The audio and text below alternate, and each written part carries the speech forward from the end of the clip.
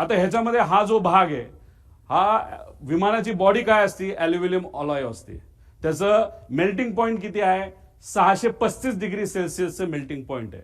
म्हणजे aluminium body, विमानाची जी body आहे ती 650 डिग्री सेल्सिअसला ती वितळून जाते. हे तुम्ही सगळ्यांनी तिथं नोट केलं पाहिजे. त्याच्यानंतर टायटॅनियम स्टेनलेस स्टील याचे हे बनलेलं असतं. हा बाहेरचा भाग आहे, हा टायटॅनियम आहे. हा किती डिग्रीला मेल्ट होतो, 1670 डिग्रीला मेल्ट होतो.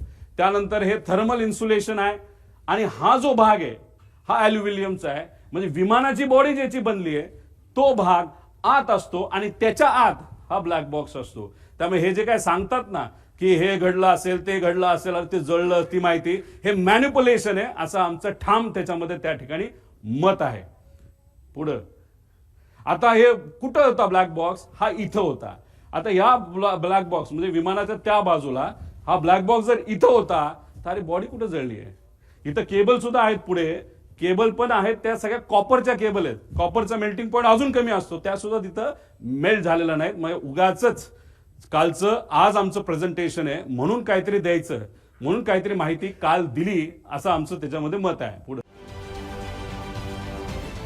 महाराष्ट्रातील सर्व बातम्यांचे विश्वासार्ह व्यासपीठ, सकाळच्या सर्व सोशल मीडिया प्लॅटफॉर्मला लाईक, फॉलो आणि सबस्क्राईब करा. तसंच सर्व नोटिफिकेशनसाठी बेल आयकॉन प्रेस करायला विसरू नका.